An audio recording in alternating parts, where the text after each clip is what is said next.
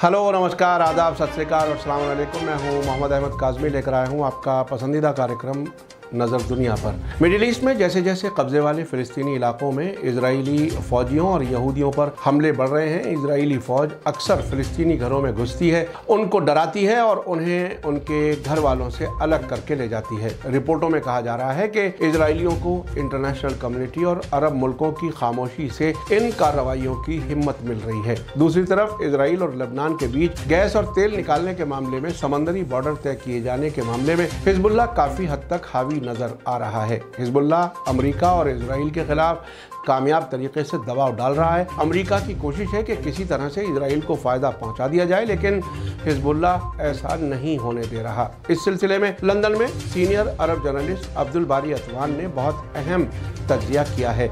आखिर तक जरूर देखें। अगर आपने अभी तक media star world YouTube channel subscribe नहीं किया है तो सब्सक्राइब कर लें और घंटी दबाना ना भूलें। और अगर आप हमें फेसबुक पर देख रहे हैं तो हमारे पेज को लाइक करें ताकि हर नई वीडियो की खबर आपको सही वक्त पर मिल सके। लेबनान के अलमनार टीवी चैनल की रिपोर्ट में कहा गया है कि इजरायली फौज अक्सर फिलिस्तीनी घरों में जबरदस्ती घुस जाती है, धमकाती है और कई लोगों को घरों से निकाल कर ले जाती है। टाइम्स ऑफ इजराइल की खबर है कि सैटरडे को एक फिलिस्तीनी लड़ाके ने उनकी एक खातून फौजी का कत्ल कर दिया और कई और को जख्मी कर दिया। आज तीसरे दिन भी इजरायली फौज उस हमलावर की तलाश करने में लगी हुई थी। अलमनार टीवी के मुताबिक यहूदी बसने वालों ने कल कब्जे वाले वेस्ट बैंक में कई इलाकों में फ़िलिस्तीनी गाड़ियों पर उस वक्त हमला किया जब फ़िलिस्तीनी अल कुद्स यानी यरूशलेम में पैगंबर इस्लाम मोहम्मद सल्लल्लाहु अलैहि वसल्लम के जन्मदिन यानी मिलाद का जश्न मना रहे थे। इन हमलों में ज़ख्मी होने वालों में बड़ी तादाद फ़िलिस्तीनी औरतों की है। अलमनार टीवी की रिपोर्ट के मुताबिक वेस्ट बैंक के मरकजी शहर रामल्ला, जहां फ़िलिस्तीनी अथॉरिटी का दफ्तर है, में भी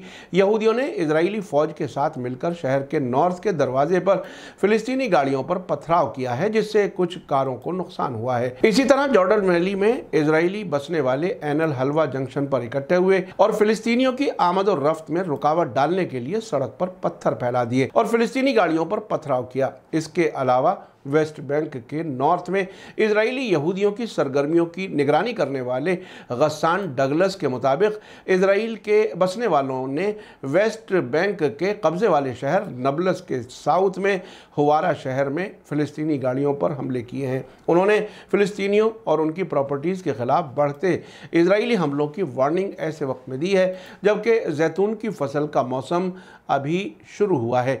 अलमनार टीवी की रिपोर्ट के मुताबिक अल कुद्स यानी यरूशलेम में इजरायली फ़ौजों ने फ़िलिस्तीनी शहरियों पर हमले किए हैं, जिनमें ज़ख्मी होने वालों में औरतें भी शामिल हैं। फ़िलिस्तीनियों के ख़िलाफ़ एक और हमले में इजरायली फ़ौज ने अल कुद्स के कब्ज़े वाले पुराने शहर में अल अक्सा मस्जिद के पास पैगंबर मोहम्मद के मिलाद का जश्न मनाए जाने के मौके पर फ़िलिस्तीनी शहरियों पर हमले किए हैं। रिपोर्ट के मुताबिक सैटरडे को देर रात उस वक्त हालात ख़राब हो गए जब इजरायली फ़ौजियों ने जश्न में रुकावट डालने की कोशिश की।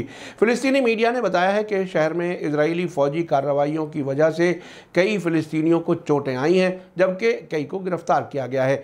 इजरायली फोर्सेस ने अल कुद्स शहर में बाबल अमौद, जिसे दमिश्क गेट के नाम से भी जाना जाता है, पर धावा बोल दिया और फ़िलिस्तीनी शहरियों पर हमला किया जो पैगंबर के मिलाद का जश्न मनाने के लिए इकट्ठे हुए थे। इजरायली फ़ौज ने शहर के तारीख़ी दरवाज़ों में से एक बाबल साहिरा के आसपास भी फिलिस्तीनियों पर हमले किए हैं। रिपोर्ट में कहा गया है कि इजरायली सरकार ने हाल ही में अल कुद्स के कब्जे वाले पुराने शहर में अल अक्सा मस्जिद इमारत में घुसपैठ की है। फिलिस्तीनी रेजिस्टेंस मूवमेंट हमास ने धमकी दी है कि मुक़द्दस मकाम पर इस तरह की खिलाफ वर्जी से इलाके में धमाका खेज हालात हो सकते हैं। इजरायली कब्ज़े वाली फोर्सेस वेस्ट बैंक के नॉर्थ में रात भर छापे मारती रहीं और हमले करती रहीं, जिनमें ख़ास तौर से जेनिन और नबलस शहर शामिल हैं, जहां फ़िलिस्तीनी रेजिस्टेंस लड़ाकों के नए ग्रुप बनाए गए हैं। इस बीच मिडिल ईस्ट अमन की कोशिशों के लिए यूनाइटेड नेशंस के ख़ास कोऑर्डिनेटर तोर वेनेसलैंड का कहना है कि इस साल की शुरुआत से अब तक कब्जे वाले वेस्ट बैंक में इजरायली फौज के जरिए बच्चों समेत कम से कम 100 फिलिस्तीनियों को मारा जा चुका है। तौर वेनेसलैंड का सैटरडे को बयान ऐसे वक्त में आया है जब उन्होंने अल कुद्स समेत वेस्ट बैंक में इजरायली फोर्सेस और फिलिस्तीनियों के बीच बढ़ते तनाव के बाद बिगड़ती सिक्योरिटी हालत के बारे में होशियार किया है। इसी बीच टाइम्स ऑफ इजराइल ने खबर दी है कि सैटरडे को पूर्वी यरूशलेम की एक चौकी पर बॉर्डर पुलिस अफसर का गोली मारकर कत्ल करने वाले फिलिस्तीनी बंदूकधारी की तलाश मंडे की सुबह भी जारी थी। फिलिस्तीनी हमलावर गिरफ्तारी से बच रहा है, जबकि इजरायली फौज शुआफत रेफ्यूजी कैंप में और उसके आसपास उसकी तलाश कर रही है। सार्जेंट फौजी पुलिस की इरेज बटालियन की मेंबर 18 बरस की नोआ लजार को सैटरडे देर रात एक सिविल गार्ड के साथ गोली मार दी गई थी, जब बंदूकधारी ने पूर्वी यरूशलेम में शुआफात रेफ्यूजी कैंप के पास एक चौकी पर गोलियां चला दी थीं। गार्ड को सीरियस जख्मी हालत में अस्पताल में भर्ती कराया गया है, लेकिन कुछ ही देर बाद उसकी मौत हो गई।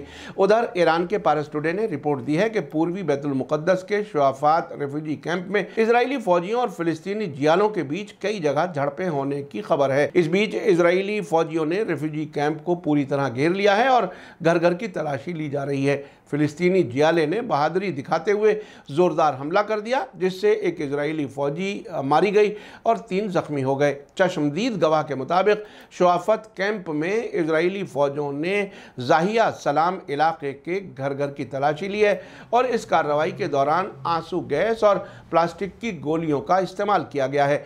फिलिस्तीनी जवान ने सैटरडे की रात को शुआफात रेफ्यूजी कैंप के दरवाजे के रास्ते पर बनी इजरायली फौजियों की चेक पोस्ट पर हमला किया था। हमले में एक खातून फौजी मारी गई और 3 फौजी जख्मी हो गए। फिलिस्तीनी रेड क्रिसेंट सोसाइटी ने बताया है कि कल संडे को पूरा दिन इजरायली फौजियों ने हमले किए और मेडिकल टीम को झड़पों की जगह पर जाने की इजाज़त नहीं दी। शुआफात वेस्ट बैंक का अकेला ऐसा रेफ्यूजी कैंप है जो यरूशलेम नगर पालिका के दायरे में आता है। यरूशलेम पर इजराइल का गैर कानूनी कब्जा है। इजरायली फौजी की मौत पर प्राइम मिनिस्टर यायर लैपिड ने कहा है कि इजराइल इस मौत पर खामोश नहीं होगा और चैन से नहीं बैठेगा जब तक कि हमलावरों से बदला नहीं ले लिया जाता। Israeli defence minister Benny Gantz का कहना है कि हम जितनी ताकत की ज़रूरत होगी इस्तेमाल करेंगे। इजरायली पुलिस ने हमले के बारे में बताया है कि चेक पोस्ट के पास एक गाड़ी रुकी, जिससे एक शख्स नीचे उतरा। इस बीच गाड़ी के अंदर से फायरिंग कर दी गई और हमला करके हमलावर फरार हो गए। इजरायली फौज कई महीने से फिलिस्तीनी लड़ाकों के खिलाफ ऑपरेशन कर रही है, जिसमें जगह जगह झड़पें हो रही हैं। इसी बीच लंदन में रहने वाले सीनियर अरब जर्नलिस्ट अब्दुल बारी अतवान ने लेबनान और इजराइल के बीच कारिश गैस इलाके के बारे में जारी टकराव के सिलसिले में हिजबुल्लाह की तरफ से ड्रोन जहाज़ों के इस्तेमाल से अमेरिका और इजराइल के खिलाफ बढ़ रहे दबाव के बारे में बहुत ही अहम ऑब्जर्वेशन दी हैं। उनका कहना है कि हिजबुल्लाह लीडर हसन नसरुल्लाह ने अपने 4 ड्रोन जहाज़ों से अमेरिका और इजराइल दोनों को झुका लिया है। अतवान ने सवाल उठाया है कि क्या मौजूदा खामोशी तूफान से पहले की खामोशी है। अब्दुल बारी अतवान का कहना है कि इजराइल के प्राइम मिनिस्टर यायर लैपिड ने समंदरी बॉर्डर तय किए जाने के सवाल पर लेबनान की तरफ से उठाए गए सवालात को खारिज कर दिया है। इस सिलसिले में समझौते का खाका अमरीकी नुमाइंदे आमोस हागस्टाइन ने तैयार किया था। अतवान का कहना है कि इजराइल ने समझौता करने से इनकार करके ज़्यादा वक्त हासिल करने की चाल चली है, ताकि इस बीच लेबनान को इजराइल की मांगों के सामने किसी तरह किसी हद तक झुकने पर तैयार कर लिया जाए। इजराइल की सिक्योरिटी और सियासी कैबिनेट ने 7 अक्टूबर को इमरजेंसी मीटिंग की, लेकिन बैठक के बाद कोई बयान जारी नहीं किया गया। Israeli defence minister Benny Gantz ने एक ड्रामा करते हुए कहा कि इजरायली फौज हर तरह की हालत के लिए तैयार रहे। अब्दुल बारी अतवान ने आगे कहा है कि हम ये बताना चाहते हैं कि लेबनान ने जिन मामलों को उठाया है वो हिजबुल्लाह की तरफ से तय किए गए हैं, जबकि लेबनानी सरकार ने इन पॉइंट्स के बारे में अमरीकी एम्बेसडर को इत्तला दे दी है, क्योंकि जब तक हिजबुल्लाह मसौदे से राज़ी नहीं हो जाएगा किसी भी मसौदे को लेबनानी सरकार कबूल नहीं कर सकती। अतवान का समझना है कि Israeli prime minister Yair Lapid इस मामले को इजराइल में 1 नवंबर को होने वाले आम इलेक्शन के बाद तक टालना चाहते हैं। इसका मतलब है कि वो कई महीनों बल्कि कई साल तक इसे हल न करने के बारे में सोच रहे हैं, क्योंकि सर्वे रिपोर्ट से पता चलता है कि आने वाले इलेक्शन के नतीजे में भी इजराइल में कोई सरकार नहीं बन सकेगी, बल्कि वही सब कुछ होने वाला है जो पिछले 4 इलेक्शंस के बाद हुआ है। नेतन्याहू बड़ी मेहनत से लगे हैं कि उन्हें हुकूमत मिल जाए और उनका कहना है कि अगर वे हुकूमत में आए तो लेबनान के साथ होने वाले समझौते को वे ख़त्म कर देंगे। लेबनान जिस तरह के हालात से गुजर रहा है उसके लिए यह मुनासिब नहीं है कि यह समझौता इतना टले। अमेरिका और इजराइल दोनों की तमन्ना है कि किसी तरह से लेबनान में सिविल वॉर छिड़ जाए ताकि इस तरह के हालात में लेबनान को इजराइल की मर्जी के समझौते पर मजबूर किया जा सके। इजराइल की यार लैपिड सरकार बहुत कमज़ोर हालत में है, उसे समझौते के लिए अपोजिशन का सपोर्ट नहीं मिल रहा और ना ही इजराइल की अदालत इस मामले में उसका साथ दे रही है। दूसरी तरफ इजराइल इस हालत में नहीं है कि लेबनान से कोई जंग छेड़ सके, क्योंकि जंग हुई तो इजराइल के गिरने का प्रोसेस और तेज हो जाएगा। अब्दुल बारी अतवान के मुताबिक इजराइल का मामला जब होता है तो ना अमेरिका की दी हुई गारंटी पर भरोसा किया जा सकता है और ना ही यूनाइटेड नेशंस के भरोसे पर यकीन किया जा सकता है। अमेरिका ने ईरान से भी न्यूक्लियर समझौता किया था, लेकिन इजराइल को खुश करने के लिए वो समझौते से निकल गया। लैपिड ने कहा था कि वो यूक्रेन की जंग में अमेरिका का साथ देंगे, लेकिन उनकी हिस्सेदारी बहुत महदूद रही है क्योंकि रूस नाराज़ ना हो जाए। कहने का मतलब यह है कि इजराइल की कोई भी बात और वादा भरोसे के लायक नहीं है। जहां तक समंदरी बॉर्डर तय किए जाने का मामला है तो ये ताकत के ज़रिए ही हो सकता है। अब देखना यह है कि हिजबुल्लाह और उसके लीडर हसन नसरुल्लाह क्या इजराइल को ये मौका देते हैं कि वो इस मामले को टालें, और अगर देते हैं तो कब तक। अब्दुल बारी अतवान का कहना है कि यह सच्चाई है कि इस पूरे मामले में हसन नसरुल्लाह और हिजबुल्लाह ने साबित कर दिया है कि वो बड़ी मजबूत हालत में हैं और अमेरिका और इजराइल को उनके सामने झुकना पड़ा है। हमें पूरा यकीन है कि हिजबुल्लाह जो भी फैसला करेगा बहुत सोच समझ कर करेगा, चाहे खामोश रहने का फैसला हो या अपनी ताकत दिखाने का फैसला हो। उनका कहना है कि ये साबित हो चुका है कि हिजबुल्लाह को किसी भी जंग से डर नहीं लगता। आपने देखा कि एक तरफ इजराइल को अंदर से ख़तरा बढ़ रहा है, अब फ़िलिस्तीनी रेजिस्टेंस गाज़ा से ही नहीं बल्कि वेस्ट बैंक के अंदर भी एक्टिव हैं और यहूदियों के ख़िलाफ़ हमले तेज़ कर रहे हैं। यही वजह है कि इजराइल की परेशानी बढ़ रही है। दूसरी तरफ मेडिटेरेनियन समंदर में तेल और गैस निकालने के मामले में हिजबुल्लाह ने लेबनान का हक हासिल करने के लिए मजबूत पोजीशन ली हुई है।